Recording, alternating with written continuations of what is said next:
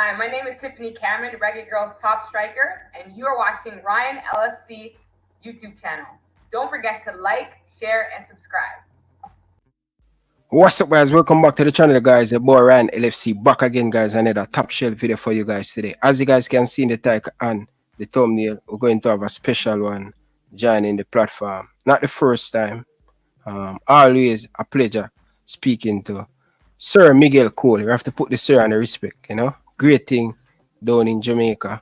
Hopefully in the future, he can qualify senior team to the World Cup. But I know him a work on it, educating himself, and when it come on to educating, coach, I love to see Jamaican coach go overseas and get the education, and him doing some fantastic thing right now in Qatar, and we're going to speak about that. And we always have to speak about the Manning Cup, 5 Manning Cup. How many coach win 5 Manning Cup?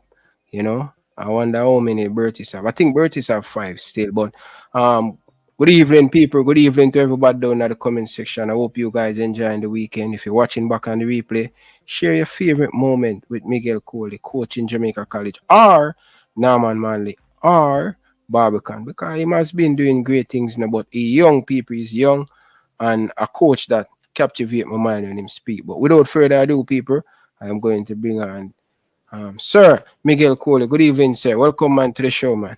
Good evening to you, and good evening to your viewers. It's a pleasure being here for the second time, and congrats on the growth of your program, and I wish you all the best. Thank you, sir. Thank you, sir. And thanks for taking the time out about after 2 go 3 in Qatar now, and to stay up and do this interview. Um, People, not me late. Me late, people. Me late. Miss up go on. So I'm sorry about the late because the people that might beat me about the time. My schedule it, I'm coming late. But Miguel Coley, I really appreciate it. First time starting the show, you come and give me the support and the growth. And me never have a lot of experience, but now I feel like me has been growing, and I'm happy about the growing. Thanks, man. Blessings, blessings. So tell me what is going on. Give me a little bit of update with your family in Qatar now. How is life in Qatar? Yeah, life in Qatar is good, actually, today is my daughter's birthday. My birthday was a couple of days ago. Everybody doing well. Everybody doing well. My son, will be one this month also. So it's a whole October thing. But in terms of the football, we're leading in the cup. We played 4 games in the cup and we have won 4. So we are basically through to the semi-final. So hopefully we can win the Order Cup for the first time. And in terms of the league, we didn't have a good start. We drew about 4 games in which I thought we could have won, and we believe that we could have won the game.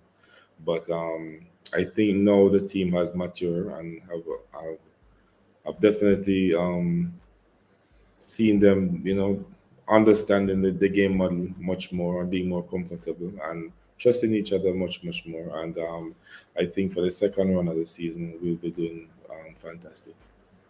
Are you still with Coach Winford Schaefer? No, we parted ways in last year, November.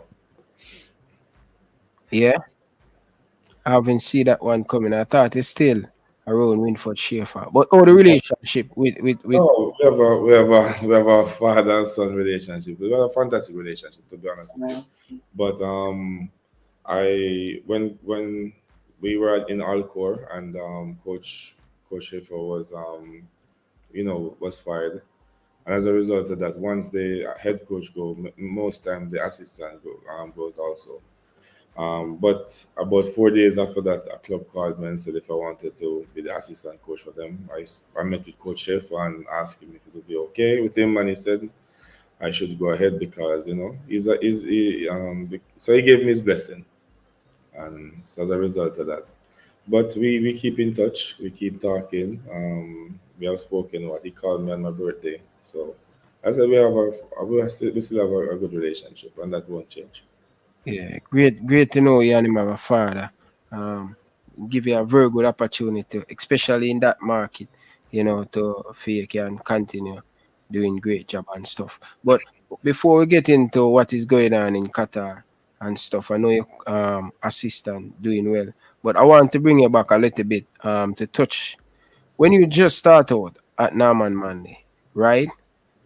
Yes. I know you have a big future. You always say you want to coach at Man United one day. So when you just start out as a coach, right? It come quick for you. Would you say it come quick for be the assistant coach for the senior men's national team at the time you were at Jamaica College? When you just start out, do you see yourself making that quick jump? Listen, you see, many persons know me when I came to Jamaica College, but I've been around for a long, long time. I started coaching at what age 22. So now would be like 20 years coaching. So I've been at Norman Manley, been in under 14, been on the under 17 in Casafa, and I was at Barbican for at the time when I went to JC, I was at Barbican for about 5 years. So I've had some experience, um, but getting the job as the assistant coach of the national team, it came as a surprise to me, to be honest with you. Before the appointment was made, a gentleman came to me and said what I think about the under 20, and I said it would be fantastic to to be the head coach of the under 20 team at the time. However, Coach Schaefer saw something different. He was impressed based on my tactic. At the time, I was playing with inverted fullbacks, which I mean, not a lot of person realized that was what I was doing because at Norman Monday I'd experimented with the 4-3-3, different ways of playing it. So when I came to Jamaica College, I'd basically develop a game model, and I had the athletic talent at Jamaica College that could play what I call a counter pressing when you play the 4-3-3, and I just saw, because I've always been thinking the game and tried to be a step ahead. So I started out with the inverted fullbacks, with I think David Simmons and Albert Aarons. So they would play much more inside. And he was also impressed with the finals against Wolmer's, because during that game, I moved the two central midfielder, Blackwood, not Blackwood, Howell and Calico, and I played them as inverted. So I used two midfielders in the second half to play the wing back because I played them inside. Because I knew that Wilmers had very good players in the midfield. They were playing, I think, a 4-4-2 or a 4-4-1-1 with Jahil and I forgot the name of the next guy, Sharp, but very good player up front. So what I was doing was trying to pack the midfield as much as possible because I know the capability of Wilmers that year. So I was very impressed to the point in which when I became a part of the Reggae Boyz, he allowed me to do the coaching. So he would tell me what he want, and then I would be coaching. So I mean, you know all the players, so they would tell you that I would do the team talk, I'll be doing the coaching, I'll be doing basically every single thing. But coach would come in and give the final details and everything like that because he trusted me. And you will not see a coach, maybe a German coach or a European coach that comes to Jamaica, choose a coach, and when he leaves, he takes the same coach with him. Because what will happen? What is out there? There's a lot of coach with UEFA A, UEFA Pro license that just in Germany or all over the world that they can choose from. Mhm. But the fact that he said to me that look, I needed to come with me. He showed that he believed that I was competent. He believed I was honest, and he believed I had a good future in front of me. Yeah, yeah, most definitely, man. But me don't forget to me beat you when you're coach Norman Manley. Remember that, right? But you remember the incident, right? The goalkeeper was hit down by one of your players. Yeah, yeah. What from trust me, I really admire from playing against Norman Manley. Listen, I always tell people when it come on to professionalism, listen, you're the only coach who me see walk with a blackboard everywhere you go. That's all you love the football. I can remember you have your shirt, your jersey in tuck in your sweatpants, and I say, wow. At the time as a schoolboy, I say, wow, that's amazing to know that Norman Manley have a coach like that. You know, But it's great, man. It's great, but so take us a little back. Win 5 Manning Cup with Jamaica College. 2013, 2014, 2015, 2016, 2017. 5 Manning Cup in a row. 5 Oliver Shield. One one Walker Cup. That's amazing stats, right? Who's One the next Super coach? Cup. Repeat? One Super Cup. One Super Cup. Me didn't even remember say win Super Cup. Can remember when George is destroying at the final. Yeah, I won the first year in 2014. Won in 2014 the Super Cup. Super And Cup. then went to the finals against Georges, and as I said, they destroyed us. Yeah, yeah. I remember that, Virgin, at the first schoolboy football game. So pack. When you Yeah, look one side of the field in a brighter blue and then another side of the stadium in a darker. I think that's one, but the best schoolboy football game watch. I think a Woolmans and Jamaica College. You remember that game there at National Stadium? I think that was a Manning Cup semi-final or final. Final. You depending on remember which that one. Which one, I don't know which one you Woolmans, mean. man. Woolmans and Jamaica College, man. I think 2016 was a great game against Wolmer's in the five, finals. 5-3, no 4-3. No, that is 2013. That's my first Manning Cup title. That's the best Manning Cup football That game game was ever watch. that game was really good, really Yeah, really good. yeah. That was a very good game. But great things, legend at Jamaica College. Do you still keep up to date what is going on locally in the Manning Cup and stuff? Yes, I do. Yes, I do. I mean, this is where I come from. You understand? I have to, it's my roots. So I've always been following JC, of course. I'm following other teams. I see St. Catherine, Mona, doing their thing. Jamaica College definitely doing very well also. Yeah. Charges, there and thereabout. So I've heard some interesting comments also. Yeah. And yeah, but winning 5 Money Cup is not easy. As I said, Mr. Bell, he has won 5 also. But by age 35, I'd won 5 Money Cup. I've won a Caribbean Cup. I've been to the Gold Cup finals. And what? So in that CV that look good. yeah, I've won so many things during that time. In schoolboy football, I think I've won maybe about 13 trophies. 13. In 5 years, and I've been to many semi-finals because with Norman Manley, I'd been to the semi-final of the Walker Cup and the semi-final of the Manning Cup before I went to JC. To the point in which they were calling me semi-final coach because I've always, because Yeah. even under 14, I went to the semi-final. So they used to say, "Coach, boy, when you reach semi-final, you get nervous."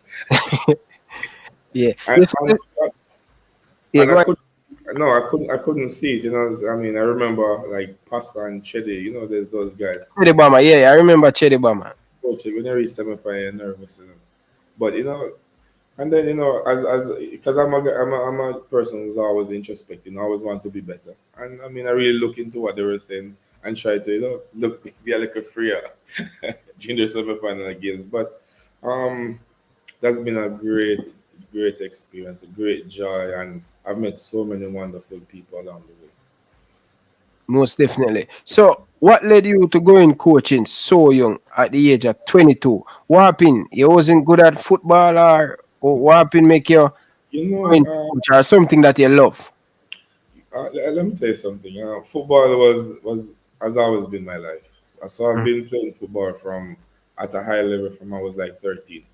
13, I was playing with the men from my community. We went to the Premier League, I think, in 1997. I was about 16, 15 years old at the time. Then the Super League, I played the Super League, dominated Super League for many years. At maybe 18, 19, playing in the Super League. And no, that at the time was Craven A Mhm. League. It was the A League. Um, in this. So I've been playing. I think I was doing very well, and I played a game against Waterhouse, a practice match. Cargill was a coach, and I scored a bomber against Waterhouse, and Cargill said, "Look here, I'm not leaving you, you know." You understand? And I didn't go with him today, but he came back for me the next day and brought me to Mr. Bicknell and said he wants to sign me. I spoke to my mom about it, and my mother said to me, "Look here, man, Waterhouse? No, you can't go Waterhouse." So so I said to her, I said, "Look, um, all right, I will just stay then because you're nervous and I don't want you to be fretting and stuff like that. Mm. Anyway, I finished my college. I finished university. I could not get a job in my community or my parish, a parish in which I had served in terms of sports, politics, and education. Mm. Um, so I got frustrated and I said to my mother, at the time Cargill passed away, may his soul rest in peace. I said to my mom, said, look, I can't get a job here now. I'm going to Kingston. I'm going to play some football. So I went to Waterhouse, did very well in the preseason. They signed me and Jenkins. I think you went to JC, a left back. Did very well in the preseason, and I became the super sub for Waterhouse. However, I think I played one bad match against Village. I came on, and the coach, put me at number 6. I'm not a number 6. I'm a box to box player. I'm one touch. Like I play one touch, two touch football. 'Cause I can dribble very well, but I like to play one touch, two touch football. You should Yeah. watch me against. Anytime you get a video to watch me against Waterhouse versus Tivoli at Waterhouse in 2004. Okay. Okay. So So yeah, then we could do some look homework about the coach. So yes, I played a bad match. We lost to Village 3-1. We have never won. Waters have never won Village down by Village during that time. But we lost. Some players blame me. I remember the situation in which I moved past maybe 3 players easily, and honestly, I could go to goal. There was one defender. I don't remember his name. There was one defender. I could go by him, but Lamy was asking for the ball, and Lamy was a great striker. So Lamy post up asking for the ball.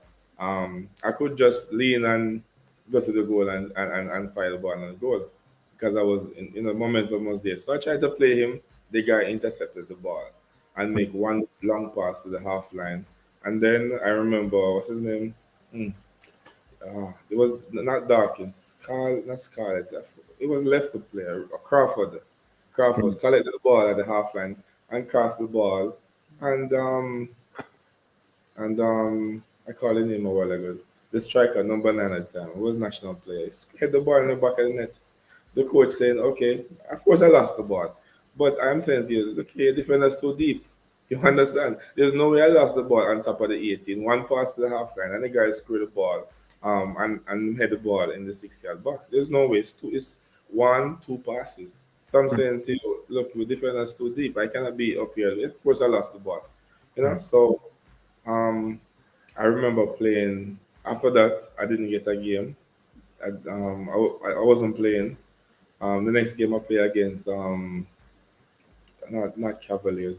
They were with the Wagahound team. I forget the name of the team now. Medieval. They were in Super League, so it was Jackie Bell knockout, and I think I scored a goal that day. I played very well. I was man of the match in the game. So Cavaliers next, and I'm saying, okay, good. I'm gonna play again. I was on the bench. So I was there for a while, and then there was some salary issues, and there was some little bad man thing. People, management I get boxed up and gonna draw and stuff like that. I say, So my bridge in a while I used to live up by a place name up New Forest, New Boulevard there. So we so far and everything. Very nice, believe me, Craig. Very very nice, you believe me, yeah. So Craig White, come on. So I said to myself, say, what? I'm gonna leave Waterhouse. So I talked to Mr. Wint, the former JFF president, and my coach, Coach Watson, and they said, all right, just come back home, get back your confidence and stuff. So I went back home, yeah, and we had a match in the January against Los Perfectos. I had scored a goal now. I made an assist. We were leading 2-0. And I got a drop my foot. A friend of mine too. No, that's a guy, Donovan Peart. Dropped in my leg, in my foot, and my foot just started to grow like this.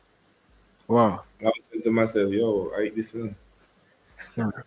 I've never felt so much pain in my life, to be honest with you. So I had a torn ligament. So there's a hole in my foot. And I didn't have the best of I didn't have the best of Physio. therapy, physiotherapy. Didn't have that. Didn't have any money at the time. I was teaching, but teaching, really get no money them time. And then I'd lost the whole contract with Water, so I wasn't getting that extra salary. But I think I could have done much better. But I think the club at the time should have, supported me at the time, which I don't think they did. So I was a little bit bitter and angry and everything, and I was in a lot of pain. I was saying to myself, this is it. So guess what happened now? Start go to the music studio. Seriously? Yeah, man, seriously, I was at Bobby Digital Studio. Yeah, because I wanted to write music because I'm a teacher of English and literature. So I Yeah. wanted to write. So I was like pouring. I mean, I was outside of Bobby Digital Studio. Yeah. Never really go inside until a student of mine said, okay, came up a Junior Reed. At that time, Junior Reed Studio was up by Ramsey. Mhm. Ramsey. Yeah, you know where Issa is? Was Yeah. like when Issa, where the Issa was. Up Yeah. on the boulevard. Yeah, you go up and then you take the first right turn. It's like a horseshoe road or something, yeah? Yeah. Close to Calabar. Yeah, man. But you go past Maka between where Issa is over this side, you go up like you're going up to Constant Spring Road. Yeah. You first right turn. There was junior race studio, and every day I was there after school, junior race studio until they moved to halfway tree. So I was like there with them every day and thing. I was bored too, so I had some students for PE class, and they were very honestly, they were so super good, seventh graders. So I Mhm. started picking, all of Mhm. them and said, okay, come morning time, come train with me, yeah. Mhm. And they started coming out and everything, and I don't know, Mr. Clark, maybe I've heard about it, and he said to me, say, hey, at the time, Fuzzy went to George's, so he didn't have an under 14 coach or assistant, so he said to me, you used to play, it's a big baller for Water, come help me now. Give the under 14 team and you come assist me. I'm saying, all right, no problem. And immediately studio drop. Yeah. Stop it. Yeah, man, me stop the music thing, man, because it never really a workout. Yeah. Yeah. It So never when worked I out. was doing my research, right, I realized that you do some poetry. Yeah, I'm all right. Yeah. Yeah. You're very good Wicked. at it. Yeah, man, the best in the world. Seriously. Yeah, man, Give seriously. me But just something. not really take it. Give me Not really something take for the poetry. poetry. All right. All right, Mr. So, all right, cool. Sure, me, I'll put you up on the spot, coach. No, man, it's all good. I always ready, man. I just wish one to give you.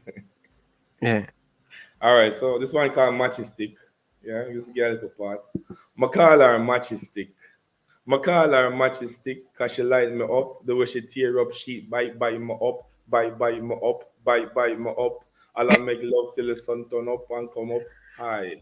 Come say love to her body. Make she walk and tell somebody. Because when she touch me and me touch she, everything run out of my body. Me just love when she said, babes, relax. I'm playing on me here as if me. No wonder. Coach, But me really want to ask you, um, as a coach, right? How important communication is for a coach? no, man, it is everything. Yeah. Because it's a people business. The people coaching is a people business, and so you need that social capital. It's too much important. So if Yeah. you can communicate properly, because remember they have to you have a game model, you have an idea for the game, you have a strategy. If you can communicate that, then what the player will do. The players need information that is not in a with volume, but as Mm. precise and concise as much as possible. So your communication skills will help you to summarize whatever idea that you have, because you're a player too. You don't want a coach at halfway 40 minutes at the tactics. You can play football. You just want one, two, three, maybe three, if so much. You just want to know your role and function. So communication is every single thing if you want to become a good coach. You should have that to be a coach. Yeah. All right. Do you enjoy teaching, and will you go back in teaching? I think I would if I would be a lecturer. So I plan to do a master's. As soon as I finish my pro license, I will do a master's sometime next year, Hmm. because I think I would do some lecturing at the university level. if I should, go back into the whole pedagogy. Okay, fair enough. So big up to all of the people I'm down in the comment section. What's wrong? Big up to Shem. Shem, why you love change your name? That's one of my patrons. Jaja girl, good evening. That's one of my next patrons. Data boss, big up yourself. Mark, big up yourself. Um, Marcel, big up yourself. Rossi, big up yourself. Enough love and respect. Rossi here from about 6:15. Right? So big up yourself. Appreciate all of you guys. So make sure you guys smash the like button. All right, coach. The reason why I asked you that question, still, I think, how can we improve our coach them? I want to put it that I want to make sure that I am not mess with nobody feelings, all right? Because I get a lot of stick from the Jamaican coach them. Sometimes I want to speak on them. How can we improve our coach? Because some of our coach, not all of us, not all of the coaching. Me, been around football for almost all of my life, although I never play at the highest level. But me watching the Premier League, watching the MLS and thing, and I find that communicate with some of our coaching, that's some of the biggest problem. And me I say, me say we in a serious trouble. How can we improve our coach? How can we improve our coach? I think we have to provide them the opportunity to in terms of education as much as possible. And yeah, I think you have to start at education. That's one of the main things to improve the coaches. And in terms of the education, we have to develop the education of coaches as much as possible to let it be to let it be consistent with the international the courses and stuff like that. You will look like, for example, at JFF course, you may have maybe 3 weeks, and then you are a coach. You understand? Or maybe 2 weeks, and then you become a coach. There's no assessment over a period of time to say, as the coach, how to assess the coach in terms on the field to say, look, yeah, it can move to another level and stuff like that. So if you have the money, you can basically, based on my experience, you can do another course, and not a matter of how well you are doing as a coach, to move to another level. However, with the limited access to the education, I think the coaches many coaches are doing very well. I've watched some of the interviews from the different social media, and I'm impressed with some of the responses in the interview. I've seen coaches watch their team, and they have a game model that fits their team in a sense. So I think I see development within with the coaches, but we have a far way to go. And I say we because I'm a Jamaican coach. We have a far way to go. And anywhere you can, any coach can get a chance to be educated. You should take the opportunity as much as possible because it helps. And yeah, but yeah, we have to start at it. Educating the coaches. Yeah. And what level coaching we may have right now? I have an A license. A license, in CONCACAF A or Euro? No, I have B Euro, B, and I have A in AFC. In AFC. What AFC mean, though? Asian Football Confederation. Okay. So you want to get the UEFA one day. That's a goal one day. Yeah, that is. I've been doing a lot of network because believe me, it's difficult. It's difficult because you're not given the opportunity based on a lot of criteria, because you have to be coaching maybe in Europe for 8 months within a club to get the chance to do the course. So you may do the prerequisite because I give everybody to do, but if you have good network, you may get the opportunity. Somebody probably squeeze you in. You understand? So network is very, very, very important in terms of from if you're outside Europe, to do one of the courses there. So hopefully I meet the right people and I get a chance to do it. Trust me, I hope you get the chance, man, in the near future. Inshallah. So what this is about? You sent me a picture the other day with you and Arsene Wenger. What Oh, what was that meeting, or it was a course by FIFA? What it exactly about? it's a collaboration between FIFA and Aspire Academy, Mm-hmm. which is one of the best academy in the world. In which all the coaches from the different countries who qualify for the World Cup, assistant coaches, physical trainers, data analysts, and also persons from like Barcelona, Sevilla, Juventus, some real what's the name of the club? River Plate, some clubs across the world, some of the top clubs. I didn't see Arsenal, Liverpool. So those person meet and we have a conference. Arsene Wenger was one of the speaker because he's in charge of football development at FIFA, and we had like David Beckham, the many coaches, um, Jill Ellis, I think she's from USA. Many persons presented, and so it was very good. It's a great atmosphere to network also, because I love networking. I prefer you telling me no, You Yeah. understand? No, I prefer you telling me no. I don't care. I'm gonna ask, and I can come to you as zero, even if I'm 100, Mm-hmm. because I have no ego. I'm the guy with absolutely no ego, so I am not afraid to ask. I'm here because I had there have been so many no's in my ears. People said no, no, no, no, but I don't stop because I know what I want, and all I ever want is always the opportunity. I know I could be anything I want to be. I could be a doctor, I could be a lawyer, but I choose to become a coach. You understand? So I want opportunity to be educated. I want opportunity to better, and I want opportunity to also to show a person that regardless of where you come from, you can reach a limit. Jamaica, you're born in the 80s. It's always rough. Not like you when you're born in the 2000s or 90s, when that get much easier. You have Google and all them stuff there. Yeah. But it was rough. You didn't even know say it's rough because it became normal. You understand? Yeah. So yeah.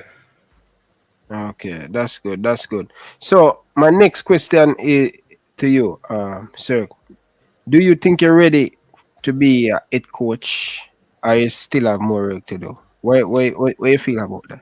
I've been ready. To be honest, with you, I've been ready. I have been ready. Um, believe I've been ready, Mm-hmm. and because I yeah, I've been ready because I have established now what exactly I want from the players yeah, of a team that I should coach, and I know my philosophy. I've experimented a lot with it over the years, and I think I've mastered somewhat. And on the job you're gonna learn. You're gonna learn every day.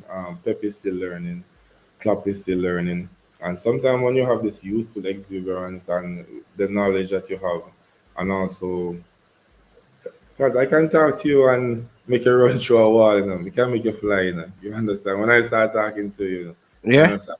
Yeah, man, I have that I don't know, that gift to speak to people, to do things, to be greater than what they feel, what they think at that point in time. So that is so important that you can speak to people and let them do. And I think I have that, and that is so important as a coach, regardless of all the knowledge that you have. If players won't go there and fight for you and fight for themselves and fight as a team and trust each other, and coaching is nothing. You can throw all the tactics out the door. I know coaches who never say one tactic and the team win games upon games, because football is the tactic for me is sometimes is a player. You understand?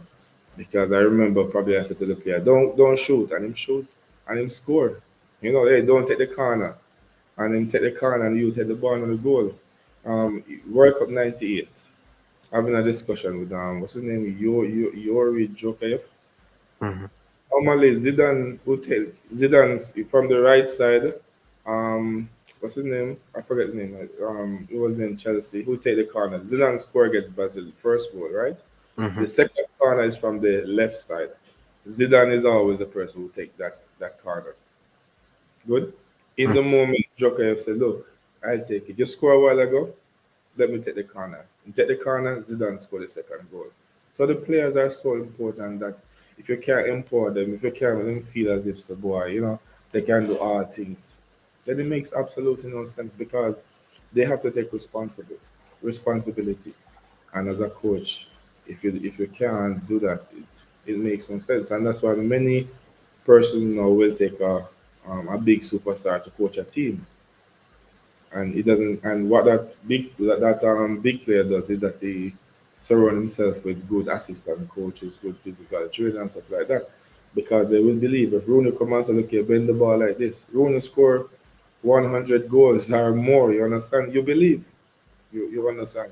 That's the most important thing in coaching, that you believe the person who is in charge of you. And I've I've been around. I've really been around, being different ethnicities, how to deal with different people. And I've gotten a lot of respect, regardless of being a black person. A black man who never rose to stardom internationally. Because where I'm at now, many coaches, it is their dream. You understand? When I was coaching in Iran have so many, I forget how many million people they have. You know how many persons want to be the assistant coach of one of the biggest team in Asia, and a little boy from my gully is the assistant coach of that team. Mm-hmm. Um, the magnitude of that is you can't measure it. You can't measure it at all. So getting all this experience and being around different professional players, you understand them, because player is key. Player is what you do without player. You can play. You think you can play? No, they are key, and you have to can manage them. And you have a good rapport with them, and see them outside of just football. Know them and them family and stuff like that. And those are the things that are important as being a coach. Mm. Definitely. You talk about you being an assistant coach, Iran. In 2021, your team came champion. How that Mm. feel? It was good. It was really good because I had gotten the opportunity to be a head coach, and it's very good. At first, you draw back onto your philosophy, because you may do things different from our head coach that you work with. But at the end of the day, you have to be humble enough. Trust me, being an assistant coach is a humbling um, position, very very humbling position, because you may have different ideas, but you have to be, so true to the coach that you try to follow his philosophy to the key, which is very, very important in terms of creating an environment. Mm-hmm. But I got a chance to be the head coach, and we won the title. Um, Still, you know, you win, and I tell you, if I had won and if my skin was different, it would blow up. You understand? Mm-hmm. Yeah, if You I had think one and my skin color was different, believe me, but probably by this season I'll get a job as a head coach anywhere within the region or somewhere else. But it's not easy being, as I said, being with the color of choice that I love. yeah. But you just have to double up. Always have to double up, and you have to push harder than everybody else. So you see me up now with you. What time is it now? After 3, it's normal time for me, man. Everybody asleep. Mm. Everybody asleep. Me probably just put on some football and watch a game, man, 3 times. Mm. You understand? Because you have to double up in every single thing that you do. You know, when I go to a player, maybe he's from probably I won't call a country. Yeah, there's always a block that I have to get through first before I can impart my knowledge to him. Because you know, because who are you? They'll say, "Who are you?" You get me? Yeah. While some other persons they just start talking and people start, Yeah. which, but that is just life. It comes with that is just a part of it, and you have to understand that. So you have to find a way to. I have always, when I go to a new team, I have to always find a way to really get the players, Yeah. them understand. So look here, and you have to speak. You have to be knowledgeable, brother. Yeah. Once you talk any full stupidness, you lose a player. You have to be very knowledgeable. You can't talk too much.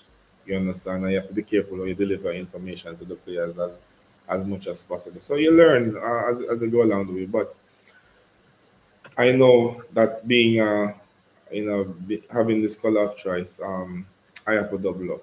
I always have to double up, and I've been doing that from I was in Jamaica because when I was appointed as a head coach, assistant coach at the Reggae Boyz, I was young. Person was saying that I was not supposed to be there.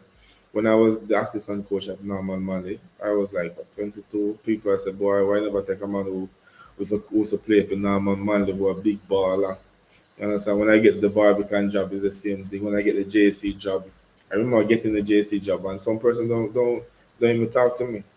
Yeah, Really? uh, yeah, man, definitely. I'm not joking. I try to look at. Listen to me. The hardest part of the JC job, my brother, is that I try to look at assistant coach. Can I find an assistant coach? The man them say no, them not be my assistant. Yes, yeah. Because what happened, the coach that I used to work with at Norman Manley is a shift school, and so he would have been on the evening shift, so he couldn't help me and could come to me at JC. You understand? Mm-hmm. And I was not in a position to look here, Mr. Reed. I have an assistant coach, him teach whatever, I'll give him a job, and I never have them bargaining chips, brother. Yeah. So I look at assistant coach. So I start go to some coaches and stuff.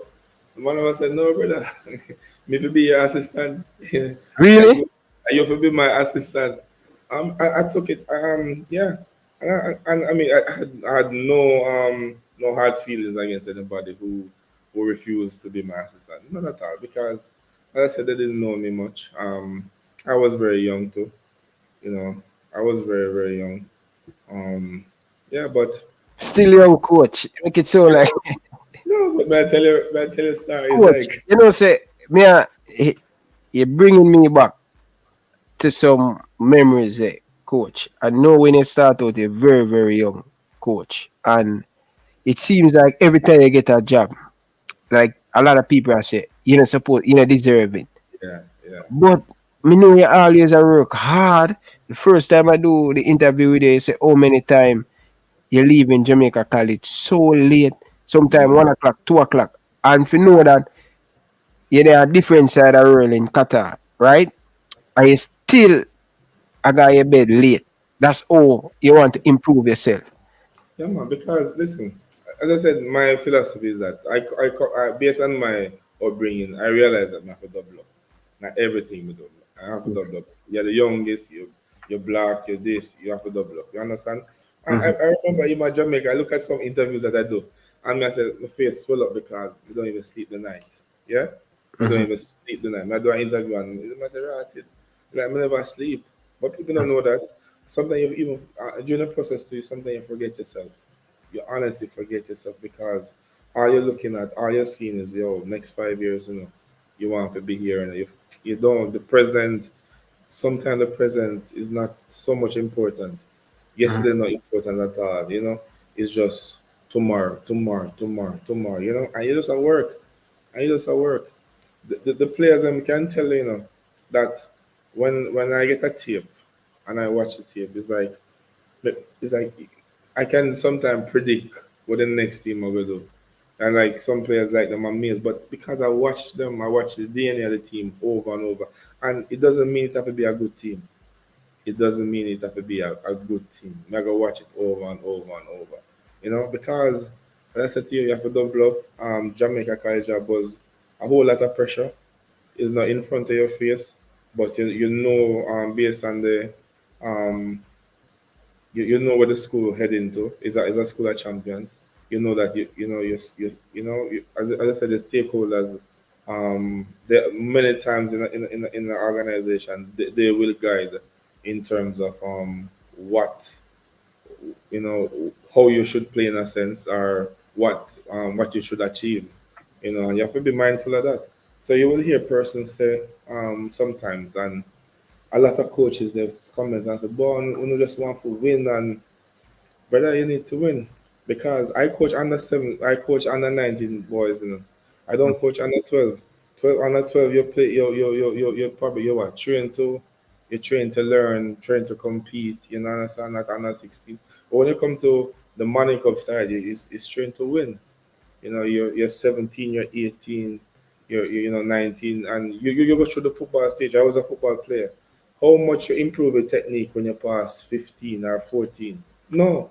Anybody who is a good player now, they were a good player when they were young.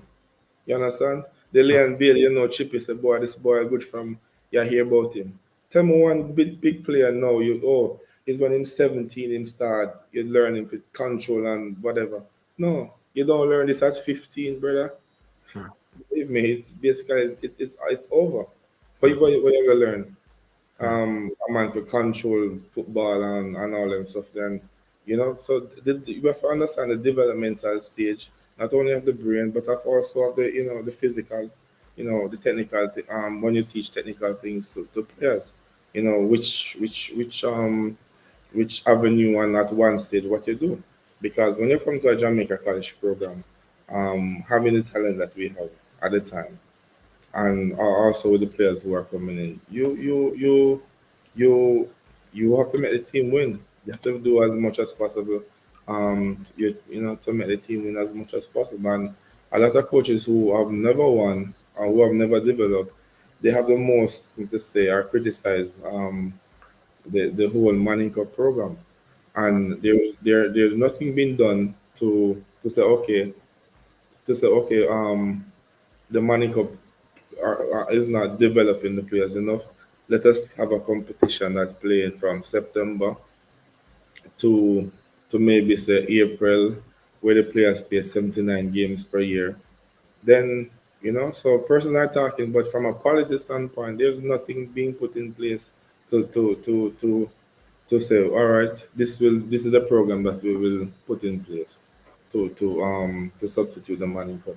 The Manning Cup is the only program in Jamaica that players probably train 3 months, 4 months before the competition. Not even the Premier League. Premier League is probably 1 month.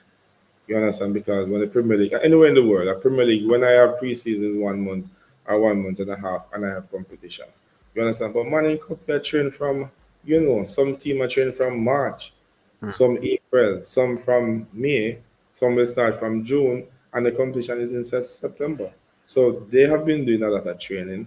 What you should look at is the competition too, because for me, competition is sometimes more important than training.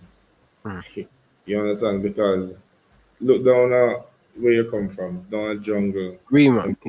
Yeah, them man they are from the street. Them a baller, They must move the street, go up on the football field, and them a baller. Them never go. Some of them never show no farm or nothing. You go primary school. How much training you do at primary school? You understand how much technical training you do at primary school? You have one ball, and the man them like the baby the big boy named the Fullers and all them and them. Yeah. Which primary school them a star. Them what them do? I one ball at school have our 2 balls. You understand? But it's from the street. Them play with the big man. Them, you understand? Them, you get me? Them guide them and them get them close touches and everything. So they learn by playing. They learn by playing, and we have to be careful too that we don't overtrain the players. To be too rigid with them, because football is. I love football is a street. You put the street on the football field, and don't be too. I see nowadays you have so much statistics, which is important, because I believe in statistics, I believe in science, but it's not supposed to lead. It's supposed to support, the support of football. Not supposed to be the lead. It's supposed to be the support, because at the end of the day, it's the players, the decision they make, and how comfortable they are, and how by you creating that scenario for them in training by allowing them to play as much as possible. Fair enough. So, as an assistant coach, all right, when Libert Alleman coaching me, right, him have an assistant coach most of the time. The assistant coach do most of the work with us, and Alleman will do most of blackboard work and all of them stuff. They still will come most in the morning, but not the evening. Sit down under the chair and watch the team and him write down and take him notes and things. You as an assistant coach overseas, and I want you to tell me at Jamaica how it works. As an assistant coach, me know Jurgen Klopp always say brains prepare the Liverpool team. He's just sit back, relax, and come in when he's supposed to come in, but the assistant more prepare the team. Is that in your case at your club now? And when you are in Jamaica, who normally prepare the team? What's the role as the assistant coach? Okay, very good question. It all depends with the head coach. Yeah. So with Coach Schaefer, I would be the person who do a lot of the training and stuff, and he would be come in and give the details. You understand? When I was working with him in the national team, in Iran, in UAE, and in Qatar. Now it's a little bit different. We have a young coach, also we have a younger coach who he does most of the training. So I will do things, sometimes tactical stuff, technical stuff, but it's based on the coach. All right, coach, you will do this part, you will do this part, and like this. So it's a little bit different. The coach wasn't here for about 2 weeks, so I was the person who was in charge of the team, and it was very good. We won 2 games, back to back. But as you go along, being new with a head coach, as you go along and he gets to be more confident with you get more chance to Do become more stuff. to do more things. But like with Coach Schaefer, I would be the person who based on his philosophy, preparing the teams in Jamaica, in Iran. We had another assistant coach too. Sometimes you have 2 assistant coaches, but sometimes you have a main one and stuff. So yeah, but as I said, it all depends on the coach, the head coach. You would want to have do more, not just sit down and watch like a Ferguson, Alex Ferguson that is, or maybe a Klopp, but being very, very, very involved, especially when you're young. And As a head coach, Pep, at JC, I would do basically most of the coaching because I'm a young coach too. I want to really, you want to show, you want to ensure that your philosophy is really put in place, and at the same time, you want to own your craft as a young coach. So the more you're really working with the team, is the more you understand, and you test things that you do and stuff like that. So it all depends. When you become an older coach now, you probably just sit back and you probably draw or whatever you do. You put, so this is what you want you to do, blah blah blah, and you watch, because from watching to you sometimes you see more definitely. From when you watch exactly what the players are doing, because when you're in the moment coaching, your view is a little bit you not a little bit, your view is you don't have a broad view at all. And so sometimes as a coach you have to just step back and try to watch as much as possible. But as a developer, as a coach, and you trust your assistant coach, you probably just do less, just come in, stop, show you should go here, this, and you watch again, but yeah. yeah. The reason why we ask you that question, but big up to all of the people that are watching. You're getting enough love down in the comment section. So people, make sure you smash the like button and make sure you subscribe to the channel, okay? This is where you get the latest Reggae Boyz content, all right? Unfiltered, all right? So make sure you hit that like button. The reason why I asked you that question, and now I see the Football Federation taking things very seriously, because normally they would have get a head coach, but okay, we don't really too care about that coach. And I think over the years, they understand and realize how important the assistant coach is to the team. Mm-hmm. And if you know, recently we are just appointed a new coach, and he bring a whole backroom staff, video analyst, fitness coach, Mm-hmm. assistant coach. That's what Coach Theodore Whitney want. All right, for a good look a while. Him get it late in the World Cup qualify, but I think the video analysts, I don't know what they were doing, but um a lot of goals scored similar in Jamaica. Either the video analyst don't understand the game or the coach. I don't see that team with But Coach Taylor. you see what happened. There's no way you can blame a video analyst Mhm, for, well, you can blame him if he's not highlighting a mhm, certain aspect of the game, you know. But as I said, at the end of the day, your physical coach, your video analyst, your data analyst, whoever you have on board, your doctor, is that the coach is in charge at the end of the day. You understand? So because I for coach for like for some teams I do video analyst, mhm. and I was assistant coach. So you know you don't sleep because you Okay, have to one stick up in this. You will just say, I think one of the problem we have with the current national team in a previous video analyst, you see, when they don't really understand the game mm-hmm, or the coach, I believe that the video analyst supposed to be on the same page with the coach. I think the video analyst supposed to be a coach who can understand the game for know what Miguel Coley really want. Because even at the Gold Cup and the World Cup qualifier, we can't see the same goals them. And I realize it's not the senior team. I think the whole national team have a problem. That by squaring down, go down the byline and then pull it back on top of the yard. We don't mark space, we don't do zonal mark, we don't do it properly. And even our national team, when we make mistake, no one cover for. So Miguel Coley can make a mistake and Virgil van Dijk clean it up for him. In the Jamaican team, rarely see a player make mistake and someone bail him up. yeah, but that goes beyond the video analyst. Even our time too, we had situation in which we had goals, similar goals too. I think in terms of defensive, we don't anticipate as well as we should.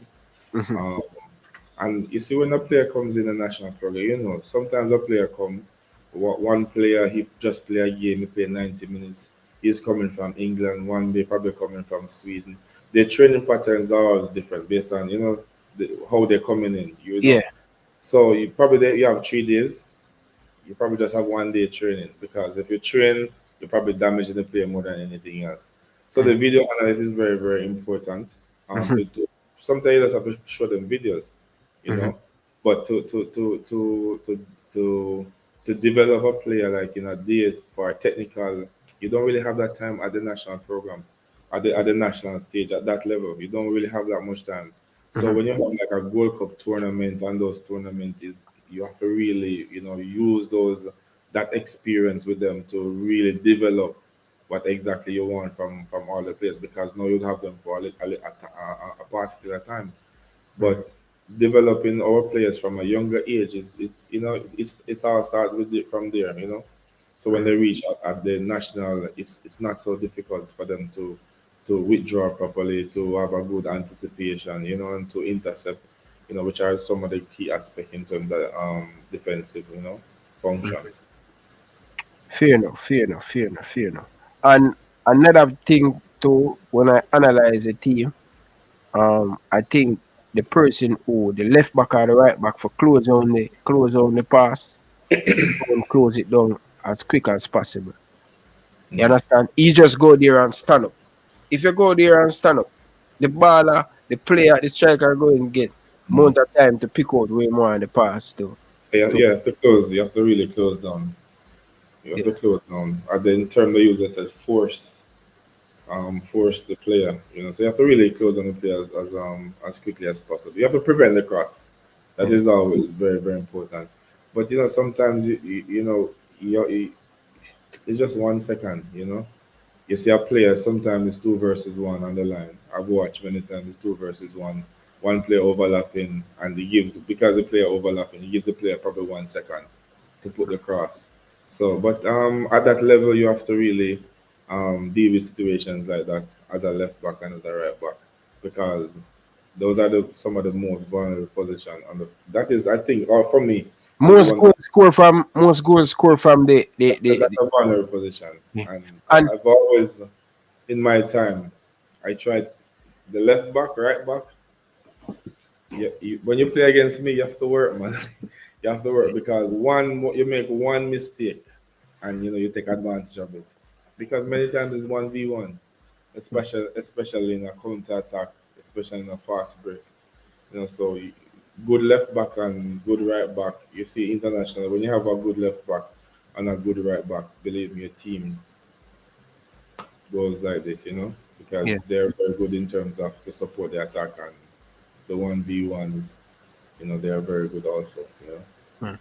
Are you were ahead of your time in Jamaica, at Jamaica College, that you play in 2015, 2013, where Wingback is just getting up to support?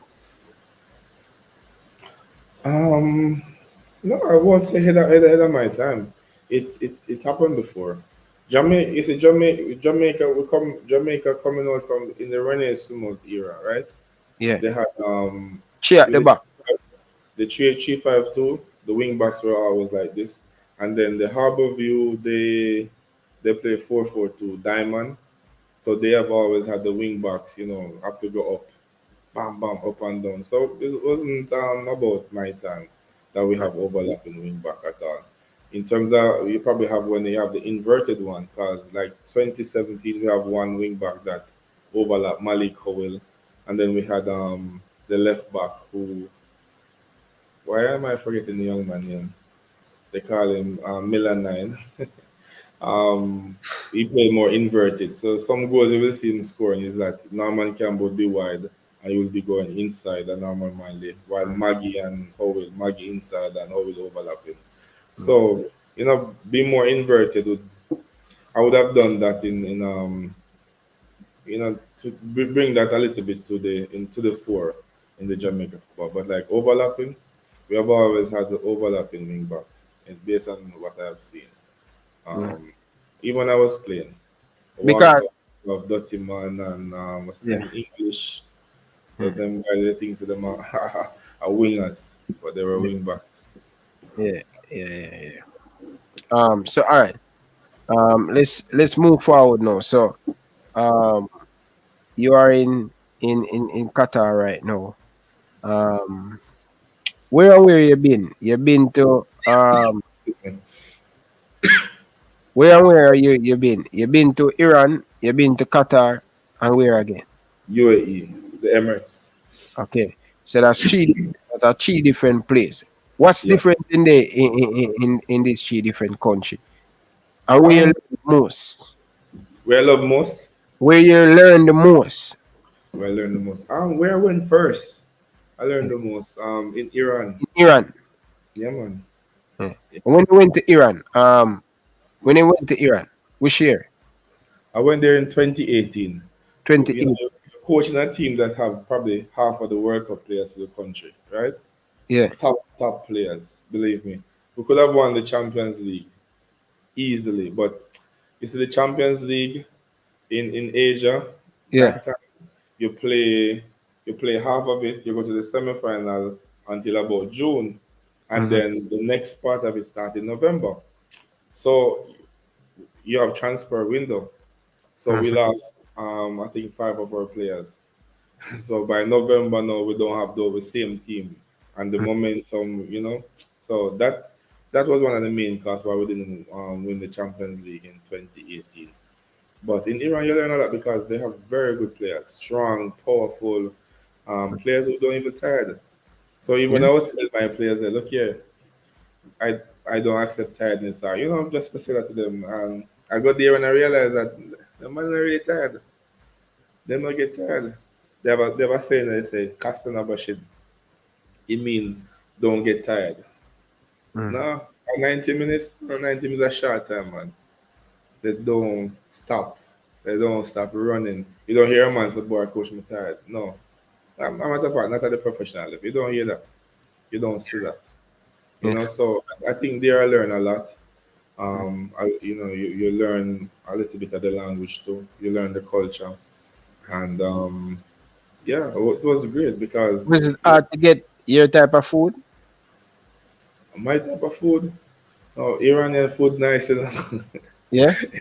Yeah, man, with two toes, you don't want to yam and banana, man, you know? Yeah, Yeah. you don't want to, yeah, because the food very nice, man. Very, very, very nice. But good players make good coaches, yeah? Mm-hmm. Because they challenge you a lot. You go home and imagine even when I was at JC, your coach like a Maggie and how you go back and explain or the Norman Campbell, the this, the that, those players. Even Blackwood. Blackwood was a very good player. I think it was one of the biggest mistakes I made that I didn't have him for the Olympics team. But he was a very good player. I think yeah, that was one of the big mistakes that I made. And I won't say even yeah. I take responsibility because I probably could have fight a little bit for him, you know. But let's change a little bit. I think in his college he was playing wingback and not midfield at the time. Mm. And so when his name came up, it was a debate that he's not playing midfield, he's playing right back because he was playing right back at the time for Cleveland. But yeah, but in Iran was a great experience. The Emirates and Qatar, they are very technical areas, technical teams because they have a lot of Spanish coaches, a lot of Dutch coaches. But Iran is physical, is from the streets, man. They're very good players. You So know. like you heard about not winning that Champions League when you were explaining. Yeah, why? That'd be a good for your CV. No, it's gonna be good for the CV because, but sometimes that's what I think about a CV. To be honest with you, you just want to win. Mm. You just want to win. You have to think about CV and then something. You just want to win. You're passionate about your team. You're passionate about what you do. You just want to win. And at the time we had Server Japaro. He was like the best player 2 years in a row in Asia. You had Tiam from Senegal. He, played for Senegal in the World Cup. Even now he's going to the World Cup again. We had Omid Ibrahim, one of the best midfielders I've ever coached. He were number 9 in 2018. He was the number 9 player, playing number 6.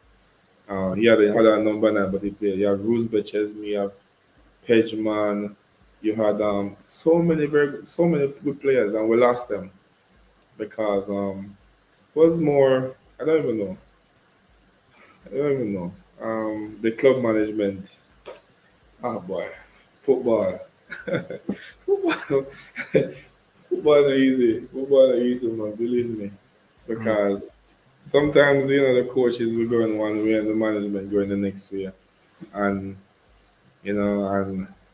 money is so. Whenever there's money, there are always so many opportunity for things to go wrong, and Mhm. to go right too. But yeah, so those players left. About 6 of our main players left, and we got some players, good players too, but the chemistry wasn't there at all. Yeah. Uh, and we didn't buy properly.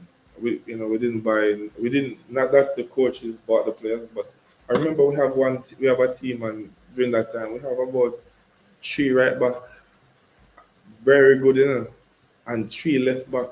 So it create a vibe because you need only a play one, or so you have to manage all of them little things at the same time, and you have to be talking to the players, and even when the head coach make a decision, you're the assistant coach have to really go. You see the face of the player, hey, blah blah blah. Hey, next match with video, blah, stuff like that to have the environment because as an assistant coach, you have to smell, you have to see every single thing, because a coach, I'm gonna be very rigid and everything, and you have to really be, you know seeing every single thing. If there's a little, you try to deal with it as much as possible, you know, because the environment is every single thing. You lose the environment, you lose the player, you lose every single thing, you know. Wow.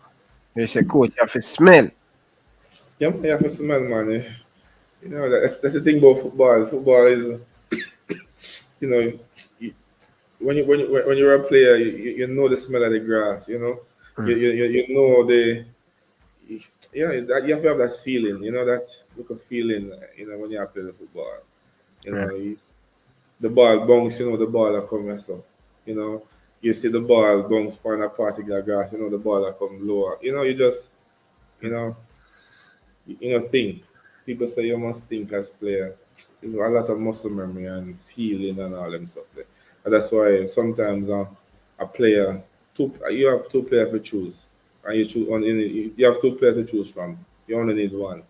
And a man say, "Oh, Kevin Lamy, I'm my father," you know. And a man say, "Oh, Miguel Coley, I'm my father." You take Kevin Lamy, right? Yeah. Because with the blood, you know, him have the blood, the Not about winning. mine.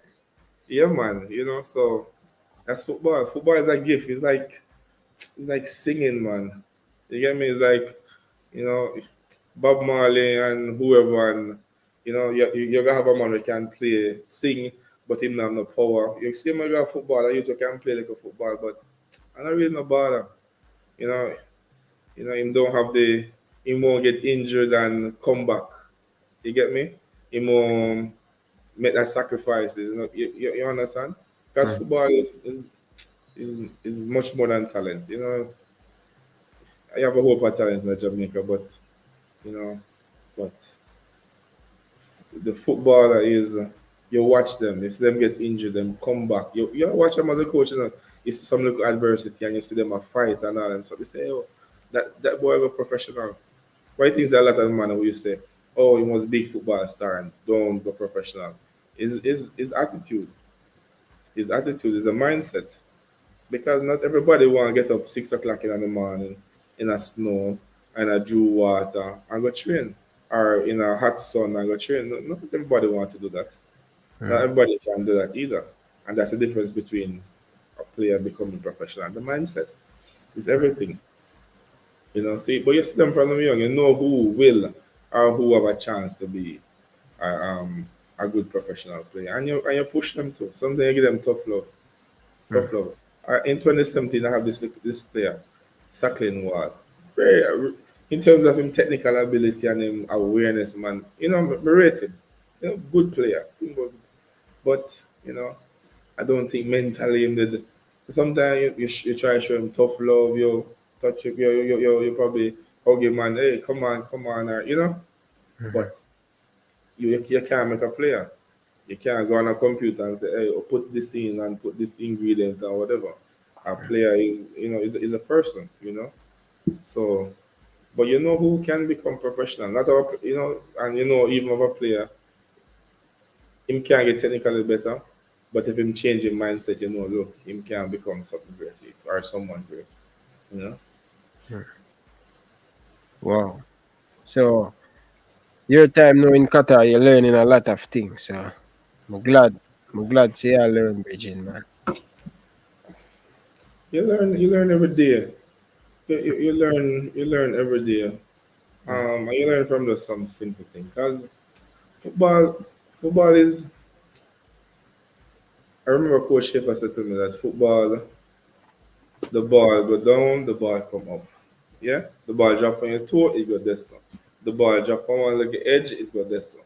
You know, Mm. football is one of the simplest game. You understand? And Mm. that's why players who play the game the simplest way are the better players.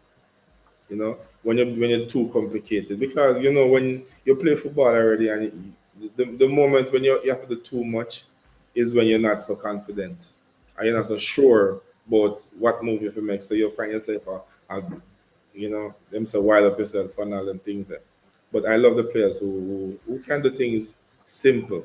If you're gonna reach the point A and him can reach there in a simple way, rather than him go this way or him go this way and him see right, that's where him go. You know? And those are the players who, like a Kevin De Bruyne, not only that he's direct, but he make the right decisions consistently over and over and over and over. By playing just very simple, very easy, and in the right moment, you can do You know, if it's to dribble, you know, they made the right decision. But football is simple, simple game. And brother, you have all a lot of good coaches out there who know the game. But the greatest thing about coaching, as I said, is a people business. If you can't empower players, if you can make them feel like they can fly, then and then you have to have some a little fire in your belly. mm, I don't know, you have to have this little fire in your belly that the players become, what your pattern in a sense. The fighting, the aggressivity, you know, because I love like a Liverpool and I'm a Man U fan, but I love Liverpool and Real Madrid. That's my type of football. You know, the counter attacking, the gegen pressing, the you know, you can change the style, the up and down. This fast pace, this mm. you know, making the right decision, but with aggressivity. I like this type of football. Not that you're gonna keep down somebody, but you're very aggressive in terms of trying Aggressive. win back the game. Yeah, 'cause that is my mindset. I grew up, as I said, very young playing football, semi-professionally.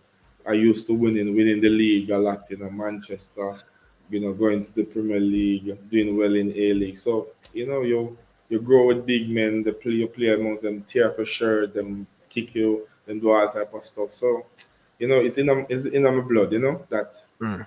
aggressive, you want to win. And it's not about being better than somebody, it's just being better than yourself yesterday.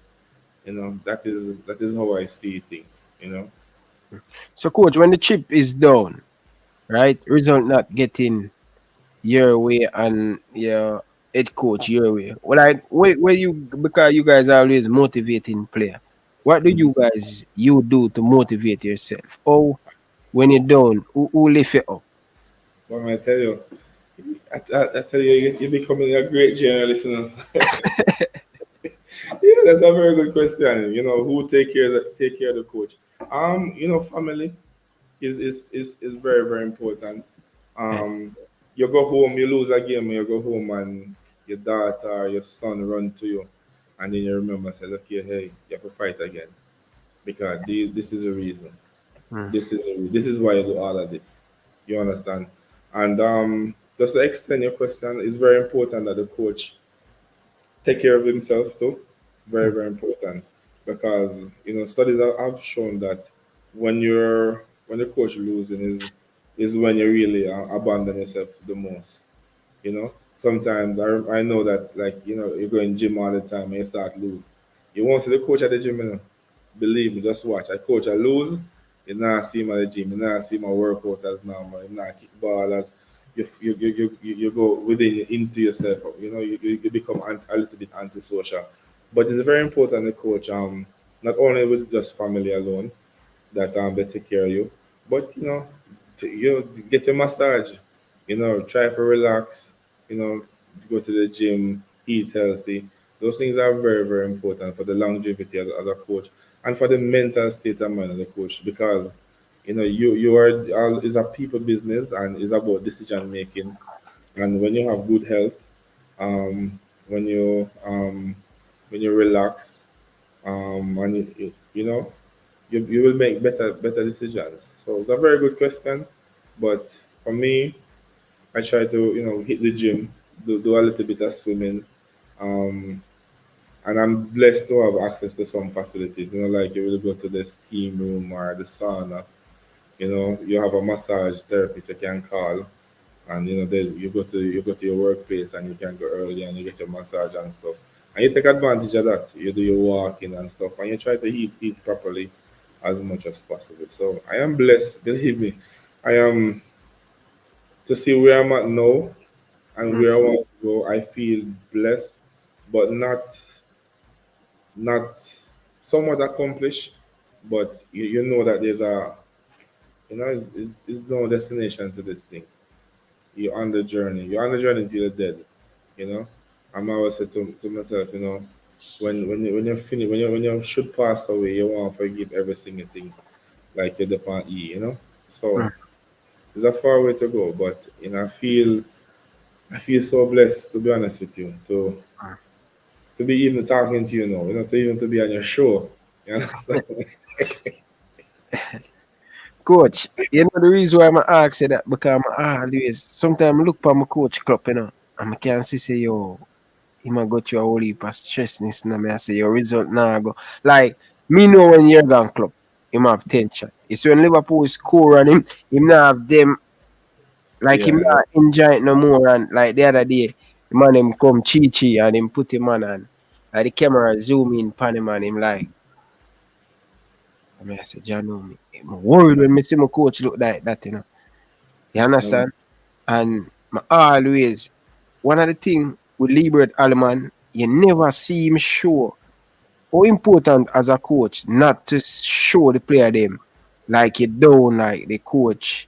You know, because the other day me I say, yo, Jano, like, yeah, me you know I ask you, like, how important is not to show the players them your weakness. Because I remember we are playing against CMJC, you know, I will ball him on them, you know. And when the manager said to us, say, when we're done, we see that eh? 1999. I used to ball man. No, We see no man. I don't remember, I think at 2013, man. 2013. Nah, Yeah. man. You know, win, but not play that. Brother, Mm, listen, man. coach. Don't use a platform to say them something, man. 2013, you probably have 20% of the ball. What's the name? What his Isha, name? About 20% of the ball I have, man. hold on there. Because Coach, you walk a cup me attack. Me I wonder if you the coach a team. Walker Cup, man, 20% of the ball I have, man. No, About coach, man. 20%. We have coach. We ball in the Now, department. man, listen. I was playing out at the back. If you realize, we were playing 4-3-3 with Black Code, Calico, and forget the was Rafiq, not sure, but 4-3-3, yeah. I would we take a lot of risks at the back. So the two goals that you score is No, Calico. I don't think. We never What's the name? score a nil, man. Back said. Back said scored the first goal, right? The No, man. second Coach, a game now me attack the Walker Cup semi-final now. At 2013 when Backside scored the first goal, man. Calico tried to make a back pass, I believe, and him intercept it and kick the ball and goal. And the second goal, Courtney Dowdy had the ball in his hand, and he wanted to start the play very quickly. And the ball, him throw the ball, and one of his, I think probably his backside again, and he scored. Those are the two goals he scored. But there was no ball from you guys. You know. That's why when we meet in the semi-final of the Money Cup, we give you 4-love. yeah, you give no, me never that play that year. I No, think 2012. you I think at you 2012. No, 2013, man. You in the stand with a pad cover and your hair is in a silver. Yeah, me not talk about that yet. My bad, my bad. Me talk about 2012. Cause you never All right, had JC them time that. all right, At the cool. following year you come back. All right, cool. So me I mix it up. Right? Now, picture memory. I don't think I can't remember. 2012 we killing the ball, Virgin, and you know that day the manager I said to us, say, you see, the best player, he might give it 10,000 each. The player them will perform well. And me one of the player them when the chip down, bro. And as a schoolboy, I get $10,000 that night there. And I remember when the game done, I asked for coach, and the manager said to us, say, coach left the venue. Tears, the man a cry. Coach, the manager say, yo, if you could have get a bucket and put it on him face, how much cry Aliman cry, and him never make us see. So me, that's why I ask a question now. When on the down and the chip down and the same thing. Is it good for sure play your weakness like for crying and all of them stuff there? Excuse me. Then the question is that is crying weakness or strength? You know, Yeah. based on our culture, we probably say crying is weakness, but sometimes Weakness. it's just that's the relief Yeah. for some person. But you have to be very careful. You have to be very careful. Because I remember as I started coaching, the players were saying to me that every time I'm at semi-final, I get nervous because the players really watch everything from the coach, your body language. If you're nervous, the players then will be nervous. Very nervous too. You understand? So it's very important that you have a particular stance of confidence as much as possible. Um, you cry sometimes in one game, and believe me, some players say, "Boy, the coach are crying. We can't make the coach ball, and they win the game for you." You understand? So you have to. There was this coach. I can't. I must forget him. He coached me too. One of the best coaches. He was JC, the Chung Fao. He coached me. He coached me at a camp one time, and he was one. I heard the story that he said to them. I think he was in a final, and he went to the player and started crying. And said, them daughter sick. And all him want is for you, whatever, for win the game or whatever. And the players, so the coach are crying, daughter, we have to win this for the coach. And the players then went out there and, they won the game for the coach. After the game, they see the daughter. You understand? So you have to know how to know your players enough to know how you deal with your emotion. You understand? You some coaches we come in and fling on every single thing in the changing room and it work. While for some other coach, probably, hey, what the coach I do? So you have to really know your players and know how what type of emotion you display. But importantly though, as a coach, you have to be very confident. That is very, very important. But I have cried before. I have cried before, and and it was not to see if it worked or not. It was just the whole emotion, because football is emotion. It's really, really emotion. It's not something I would want to do again. You cry when you get 4-0 from Bertis. No, sir, no man. I don't care about that. No man. I cry when I win, man. I cry when I win, yeah. Not when I lose. I think that different when you win and you lift a trophy, you cry and make a player them sick. But yeah. because lose and cry. No, I'm not gonna lose and cry, man. Yeah. There's no tears, man. There's no tears when you lose. Right? What are the tears for? I don't know. There's no tears. Why? Now, like, me that love to interview club one day because me Genie says something already. Liverpool are play Real Madrid in the Champions League final, and club come in at the dressing room and pull on him pants, and him have on a Cristiano Ronaldo boxers. I don't know where he made a try pull off, but Genie said he wear that boxers for laugh of a Cristiano Ronaldo, and it end up backfire upon Liverpool at the time. And to me know Jurgen Klopp is a person that emotional. I wonder sometimes if, because when him lose a game and the journalist ask some question, like him want to fight back with the journalist. Yeah, you will get that way, but like to cry when you lose, no. Probably to me love cry that I lose and cry, no. For win and cry, yeah, but lose and cry, sometimes I don't have no tears, man. Anything will come out of my blood, to be honest with you. Okay. Yeah, but to cry when I lose, I cry no tears at all. Yeah. I have a few questions. I take from the comment section. But the reason why I'm gonna play this and make you see this because I'm coming to this player. Alright? A few of the people that ask me about this player. But listen to this. Watch this, coach. Is the moment nervous that players like McGee, that players like Kahim Paris, that players like Rashawn Mackison live for. The entire Sabina Park and the thousands, possibly millions, watching up and down the Caribbean. Look at one man, Tyreke McGee!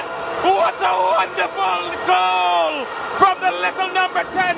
He produces moments like these every time, every day.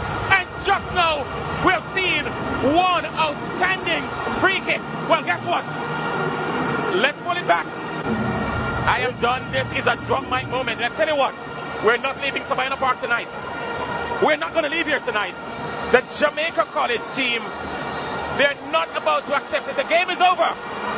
Kingston College are through to the Flow Super Cup final. What drama! It's the passion, man. It's the JC coaching staff. We got in some trouble for that, but I could not be successful without my coaching staff at all. The coach Stewart, Peart, Yeah, Mr. Rye, everybody, man, could not be successful without those guys. World for passion, man. So Tyreke McGee, what you want? What you want to ask me about Tyreke McGee?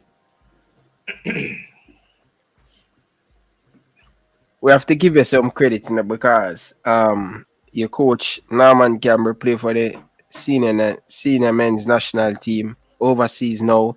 Tyreke McGee play for the senior men's national team. Junior Flemings. Now you have this young one with me really believe me. I love to see him get a chance, man. Every day I bat for this youth. Coach, man, I lie, you know, one of the greatest interview me ever did, you know. One youth named Malik Owell. What Yeah, youth we can speak, man, coach? good youth, good youth, good youth, good person. I spoke to him. When he texted me from birthday the other day, and we were having a conversation. Very nice youth, man. Boy, film story is something else, to be honest. Something else, to be honest. Yeah. I used to call him next year, man. Next year, man, because yeah, He's a humble kid, man. It's just trust me if you say a young man from Jamaica speak like that. yeah. But very nice kid, man. Very nice young man, to be An honest. Very. humble man, he work very hard, coach. I see him thing them when post on WhatsApp Mhm. and thing, and me I tell you say him go the sands, him go the gym when you look at him body. Now average Jamaican young player that playing in the Premier League. Look at him structure. But the question I want to ask you about Tyreke McGee, alright? Um they asking you why it's so difficult for him to break into him club team right now in All Belgium. right.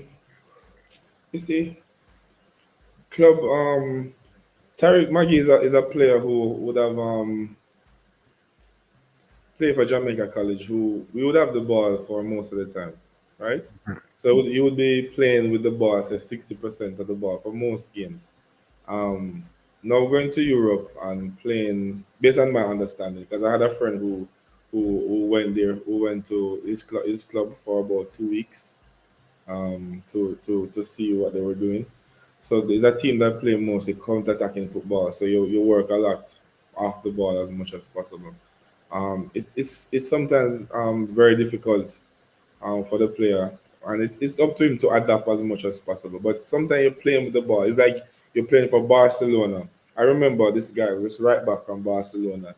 He went to Wolves. What's the team Wolves in England to play right Chad, back. big thick guy, man. No Chayo. man, no man, not that chairman. The right back. Oh, yeah, man. Him play for France, man. Him wear number 2 for Overanthem. you could not believe he's the same right back, but you'll find that now he used to play a lot with the ball. You know, have a lot of one-on-one situation. You know, so he would be moving from a national player in Barcelona, not being called for his team again when he goes to Wolves, because now you'll be playing without the ball a lot, and you know, a lot of 1v1 situation that he would not be accustomed to playing with Barcelona. But Tyreke McGee is definitely a very good talent. His weakness would be he's not the best player without the ball, and you're gonna have those players. You're gonna have those players coming through as much as possible. And at Jamaica College, what we normally do is that we it was for him was is about more position in terms of making pressure in terms of the space rather than to be going 1v1 and trying to win the ball, but creating pressure on the opponent by blocking the channels, blocking the space as much as possible. We would have had issues with him in terms of playing in the midfield, and when I don't have two strong midfielder with him, I would not play him at a number 10.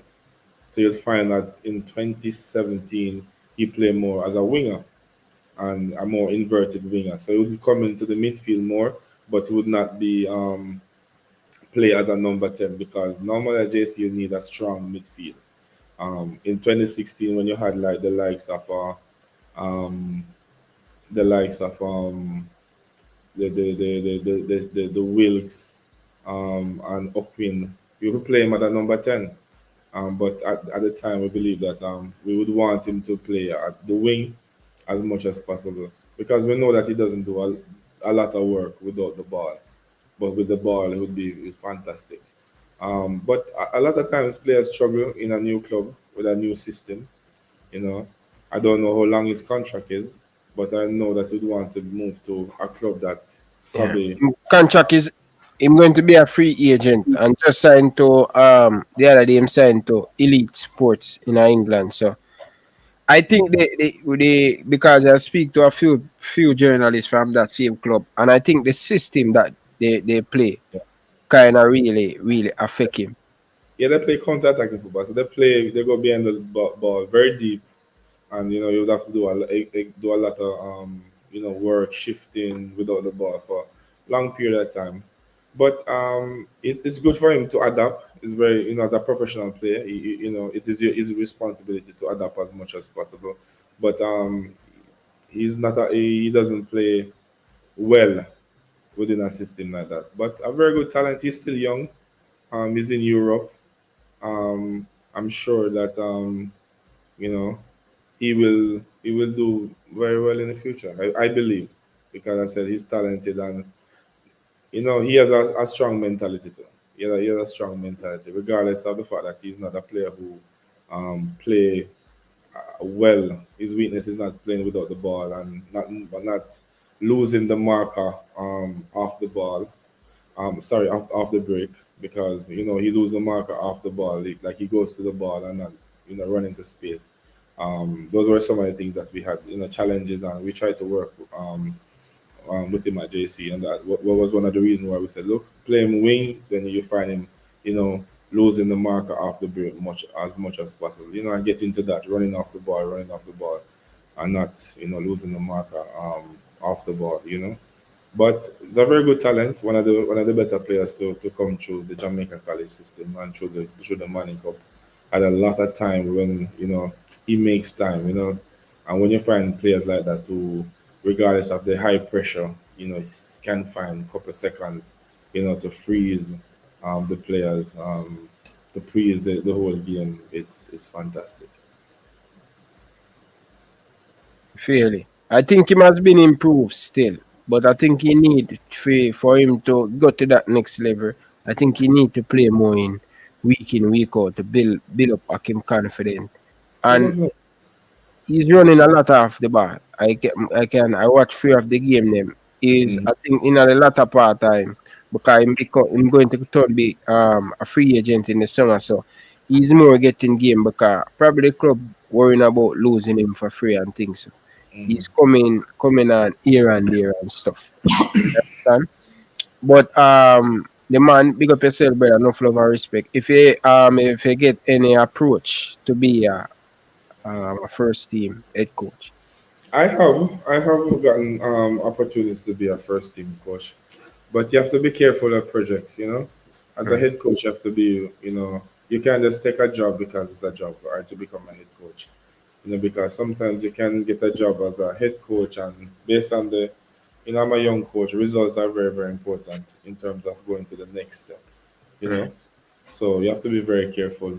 Um, you can get jobs in the Caribbean, and I respect all Caribbean teams definitely, but the timing and has to be. It's very, very important. It's very, very important. It's not take a head coach job because you want to say, "Oh, my head coach." You have to be very careful in planning for the next 5 years. Okay, fair enough, fair enough. I think you need to don't rush anything because as I said, they're young and this game is about result, coach. You know what I mean? So you have to make sure that you're Yeah. getting the right project, in my opinion. You understand? And something that where they're willing to back you, whatever the result can go by and all of them stuff there. So yeah. Yes, coach. So what next for you? What next for you? And stuff. I know you have your family with you right now in thing. What your aim is for next 5 years as a coach? Well, it definitely to be a head coach. I'm looking towards it's I've been approached now by different agents, some strong enough agents that I believe can deliver maybe a good job. for me in the near future. So I'm just, as I said, doing my job to my best of my ability, but networking with people. So networking with coaches like in Barcelona, those places. Seeing what they do, how they deal with different situations and stuff. And at the same time, networking with different agents, different people within different clubs. And the thing about a coach is that players sell you. So when players can go on the road and say, boy, a coach is good in or whatever. That is so much important in this field of coaching. So you just want to do well with the players that you have, so that they can spread the word. Because all I have is just the players who say, look here, hey, he's a good coach. You don't have any media who are flood me and say, boy, put me up every day. I say, boy, Coach Coley, which that is not me. That is not me to be on social media talking about myself and all that stuff. But in the near future, I definitely want to be a head coach in a team that can compete and challenge and can not only can win some championship definitely, and can put me to the next level, because that is very important. You watch Klopp. You went to I think Mainz. Mine's first, then Dartman, then Yeah, Liverpool. but those were good projects, in a sense. They were good. He had good backing. You look at what's his name? Or he was in Chelsea the other day. Mm. He moved from PSG. He come From to Chelsea from from I think him follow the same route no. the Because mind. yeah. And that club was a centre back. He was a centre back and then become a player coach. And Yes. So you see, you have to be very careful in this business. Yeah, you have to be very, very careful, because I'm in Jamaica. I've seen many coaches, and no, they're not even coaching. They're not even coaching. People don't even remember them. You understand? So you have to be very, very careful. And I have worked with some coach Schaefer who has tremendous knowledge in terms of the football, and and how to project oneself. Who have taught me a lot in terms of the game of the football. Or off the field football, and how important it is to structure yourself and structure your career.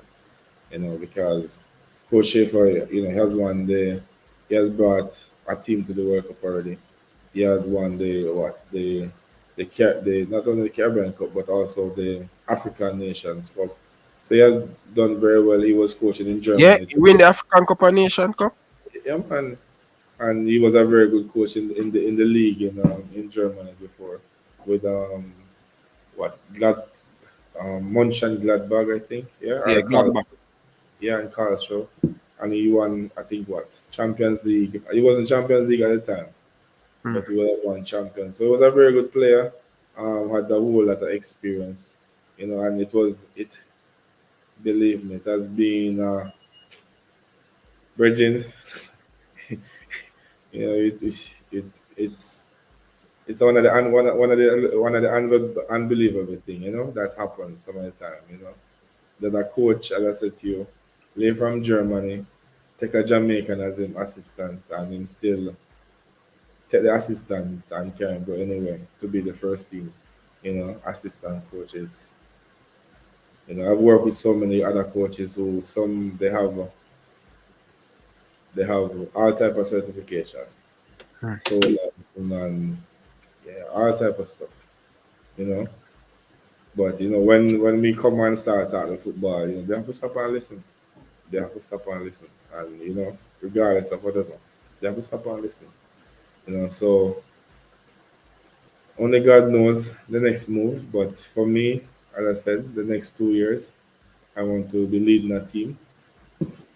And as I said, I love winning, because I believe that you win, and you win and you lose.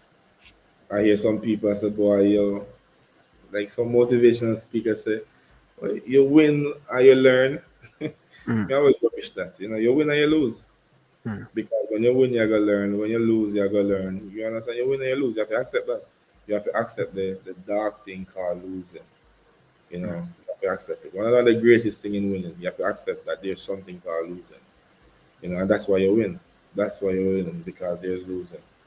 And you know, that feeling that losing give you, it robs you of so many things. Your confidence, it makes you want to win, man. Yeah, And that's sure. why when I lose, you want to win something out of the losing too. You know, you lose a match, but hey, boy, we have this amount of possession. We have so much passing in the final third. You try to find something to win because you have a winning mentality. You love to win. You know, life. You know, you know, breathe if you know win. You know, you need to win. You know, winning have to be your cologne, man. It have to be your slang, your accent. You know, that's so much you have to want to win. You know, and that's just me. I love winning. I So, love to. coach, me you talk about you don't have anybody who write up and thing, which is good. But you know that some of the big coach him do that. You have PR. You will have yeah, but you will have your PR people, and you have persons who you can call. Because I have persons who I can call in the Gleaner. I have person I can call in the Observer and the Star, and to say this or say that. But um, it's not me. Mm. It's not But me to do that. It's not me. No, it's not me to do that at all. me It's know not. that, but boy Arteta, bro Arteta, trust me, like he's one of the luckiest man in the world, brother. Like I'm telling you, like the media outlet, Mhm. like somewhat this brother, yeah, like the man PR team strong, bridging presently on social media, brother. Mhm. Trust me. Okay. I do my little bit, but um, as you get bigger in the game, you realize how important that is to have a PR. Even the players too. Yeah. You know, it's very very important that you have people talking about you. But some person you pay a lot of money for these things, this service too. You know, so some person will pay a lot of money just to for their the PR. They have that in their back room, personal backroom staff. They have the PR person.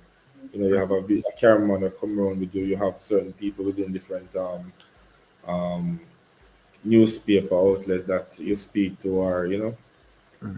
But Yeah. sometimes that costs. When I start earning that money, then I can do that. You know, I I want said to you know what who would pay for your money? Next time you're interviewing me, I'm gonna pay you to interview me. Yeah.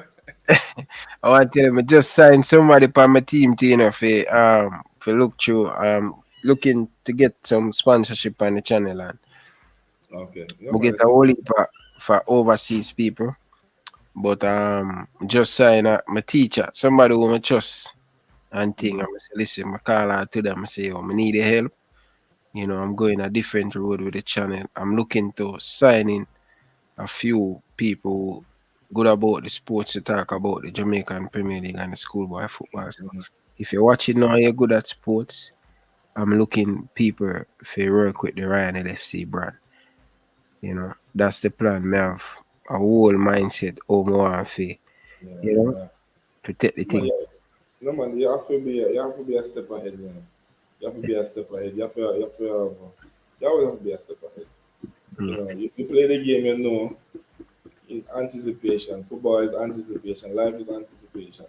You have to be anticipating out there. You know, you have to be a glance, you have to smell, you have to feel. Mm. You know, yeah, man.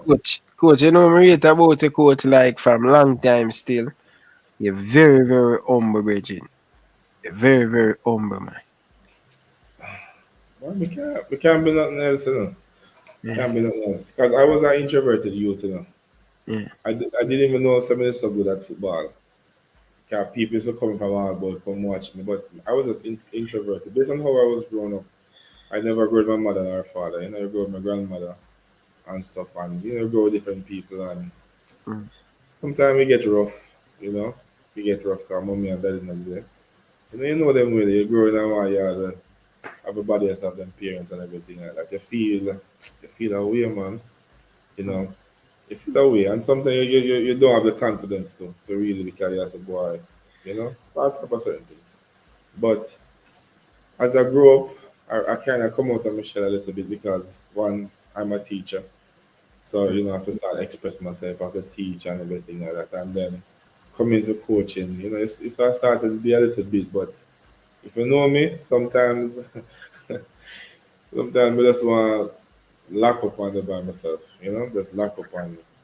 Just because I'm not a little bit, I'm introverted.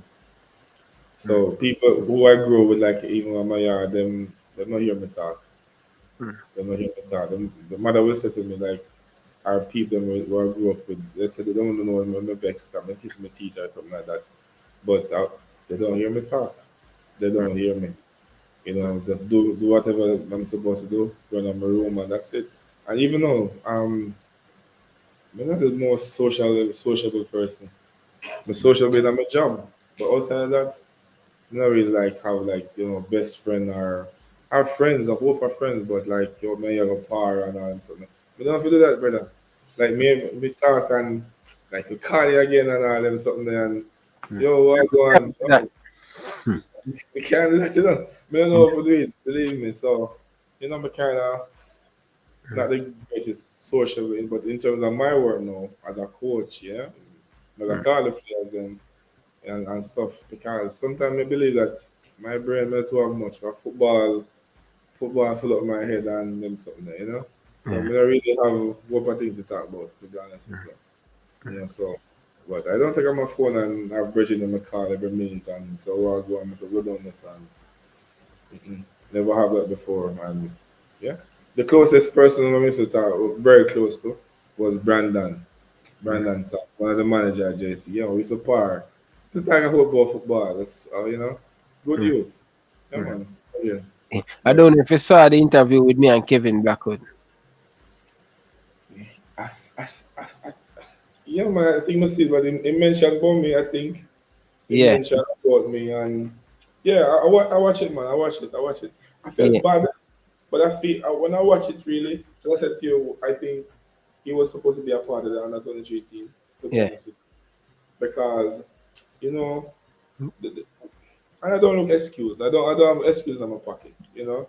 But I'm always like I'm a straight person, you know. I'm a very straight person. He should have been in the under 23 program, Yeah. but at the time, you have a list. You have a list that you based on players from the under 17 who went to the World Cup.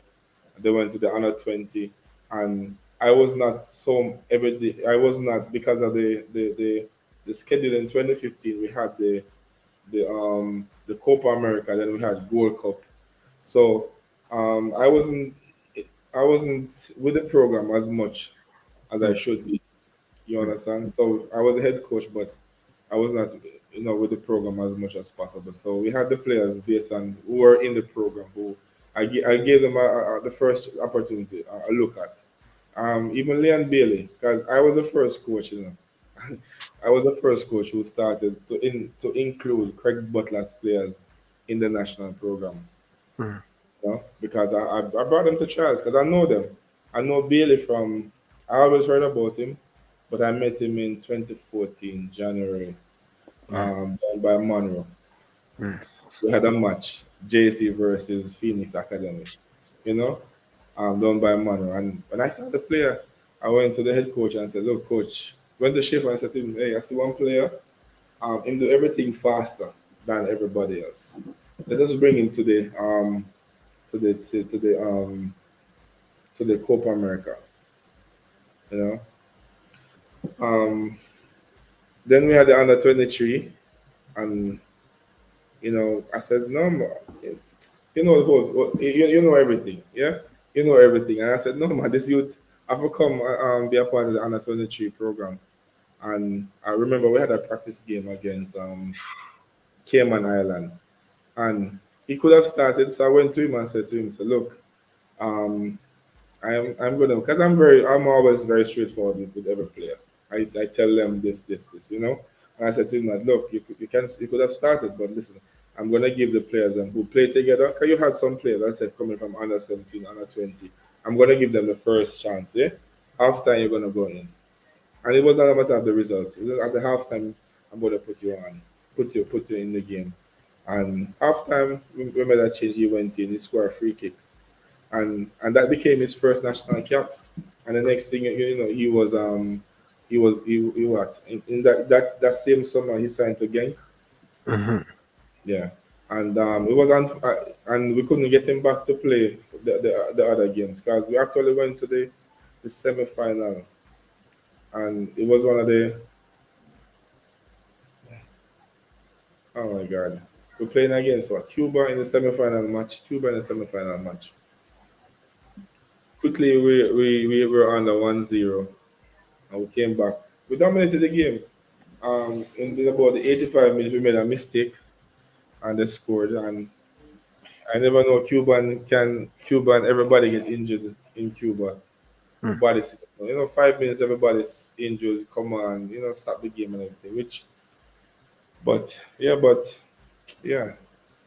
of those days. I think there was so many things that could have been done with that under 23 team because I had a very good chance to go to the Olympics. Very good chance. Very good chance. Yeah. So Miguel, big up yourself. But me have a quick. I don't want you to stay no more longer. I straight to you No, guys because I kind of get a little busy with the family and thing. Wife. no man, I want to sleep too. Yeah. But me didn't want to ask about no national. But in the future, you'd have loved to be the head coach of the senior men's national team, right? That would be great. That would be great. Hmm. You think you're ready now? Tell you I'm always ready, boss. All right. So Football. If it okay. was cricket you asked me about, then I would say no. But it's football. Okay. All right. Thanks for that short answer there. So quick, which coach inspire you? Which coach you like to watch? Are you watching team or which coach inspire you? Um, well, first my head coach for my school team, Barry Watson. Mhm. Um, I work with Coach Clark. Was a great person. Mm. You have a lot of Jamaican coach at the time. I that you like the I think what's his name? Why am I forgetting the coach? Um, okay, this is terrible. Mm. It's terrible. Why am I forgetting the coach? Jackie Walters. Yeah. That took me was one of the coach who took me one side and really tried to help me. Was one of the only coach. There were two coaches who really like tried to steer me away. He took me and started talking to me about football. And there was this coach one time named Clark, Mr. Clark, was Mhm. Tivoli head coach and Tivoli Garden head coach, the Premier League head coach. That after one game, I think I made a mistake.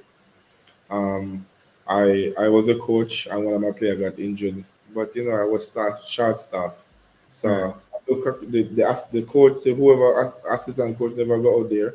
Someone just pick up the ice and run go out there with the player, and they score a goal. We're playing against Charleston in a jungle, and while I was trying to ice the player foot, the the the guy scored a goal, and the coach he came to me after the game and said, "Coach, if you were at the sideline, that goal couldn't score. It's better you send the assistant coach to do that. But I was young and I didn't see the assistant coach going, so I just take up the ice and just run. You know. So, but you have a lot of coaches. You have Mr. Bell, who, um, you know, you have Mr. Aliman too, who you don't really you kind of eavesdrop sometimes when he's talking. You don't have to be too close to. You kind of far hear him talk about football. Since I was interested to hear him, but talk about the football. So you have a lot of different coaches within Jamaica. Internationally now, um, I like how Klopp play football. I like his mannerism too. Cause you have some person who say, "Boy, coaches must be quiet," and no, and I'm not that type of guy. When you see Klopp and they're pushing the players and stuff like that, you say, "Yeah, you feel." I feel more connected to that. I'm not the coach gonna. That's not my style to stay at the sideline and say, "Oh, you mustn't talk to your player." I rubbish that every single time. I respect every opinion, but how can you not? You know football is emotions. You have to you control them, but football is emotion. But there are so many different coaches who inspire me. Even some young coaches I see nowadays. They're doing a lot of things right. And you have to learn from them too because they come with new ideas too. So you have to learn from them. But yeah.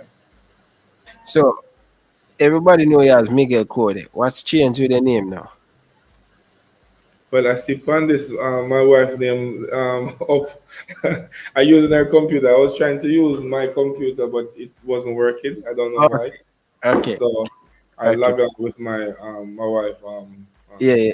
Okay. People, smash the like button and get the video. I want you to do lot. I want you to become custom to this Ryan LFC show.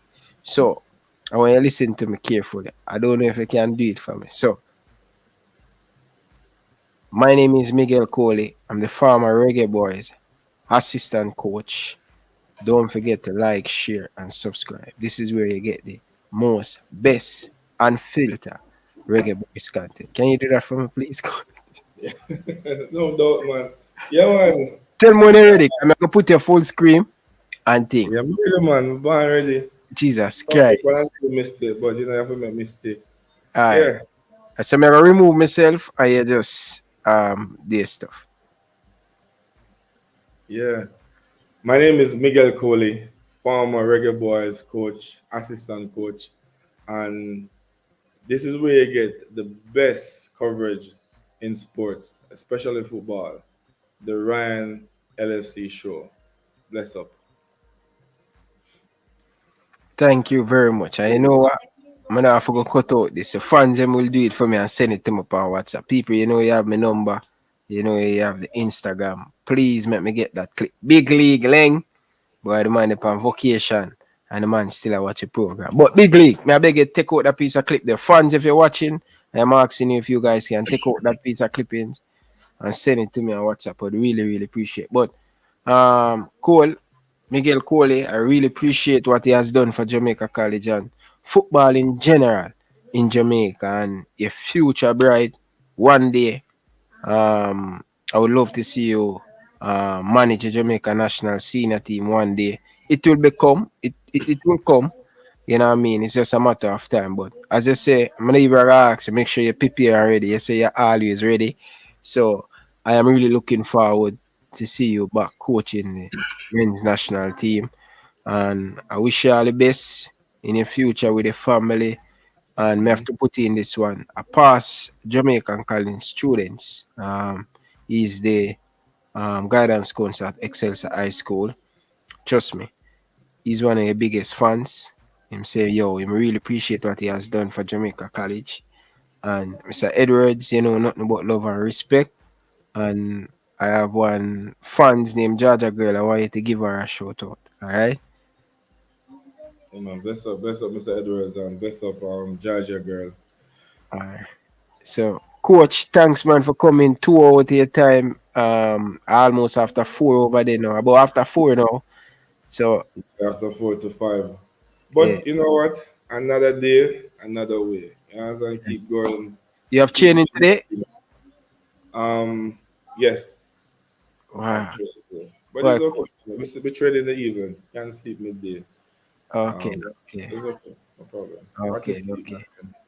Enjoy it, enjoy it. You going to the World Cup? Definitely. Yeah? You should be there, man. Yeah, I've about tickets for about 3 games. Yeah. One Tunisia, Argentina. I think I'm going to Iran. I anticipate maybe Iran and what's the name? Iran and Dutch in the Dutch. second one. And then there's another game. I don't remember who played. But I have about 3 games going. Yeah, man. I hope you enjoy it and bring. Yeah, I'm gonna have to tell you, bring a pen and paper and you know, yeah, I get a little bit of tactics and all of them stuff there. But coach, man, it's a really, really pleasure. Pleasure, man to man. It's a pleasure to have you on the show, man. I really appreciate it. So tell the people them the lights where you have, because a lot of people say yo the lights of the Jamaicans. And tell them that before you leave, all the lights in there to have.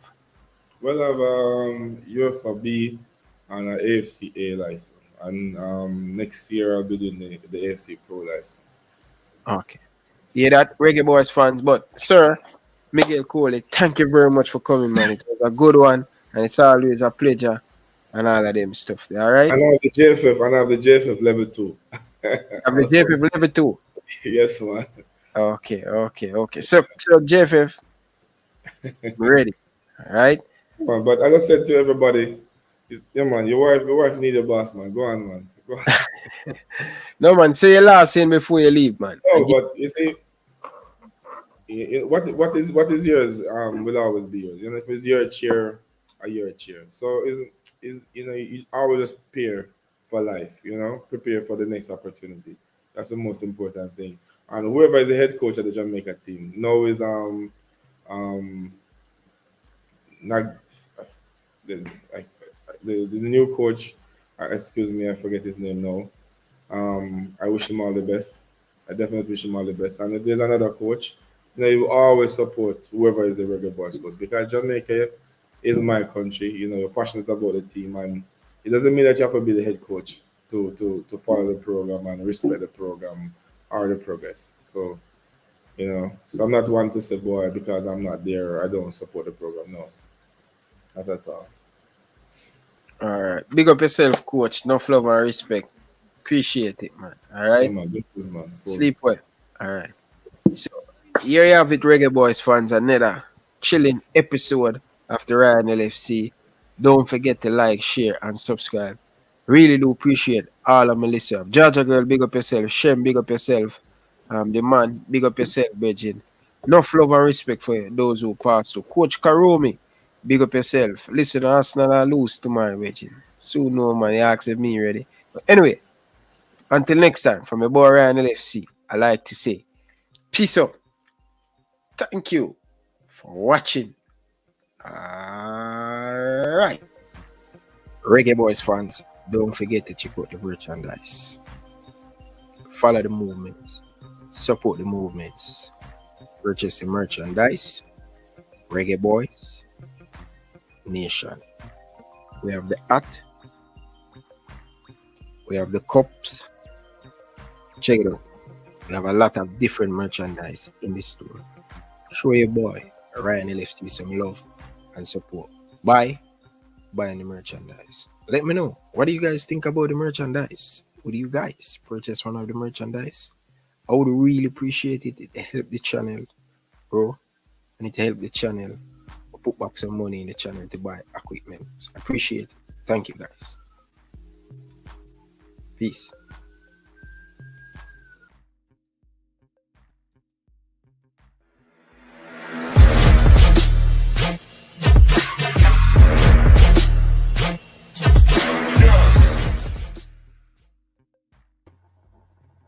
Hi, my name is Tiffany Cameron, Reggae Girls top striker, and you are watching Ryan LFC YouTube channel.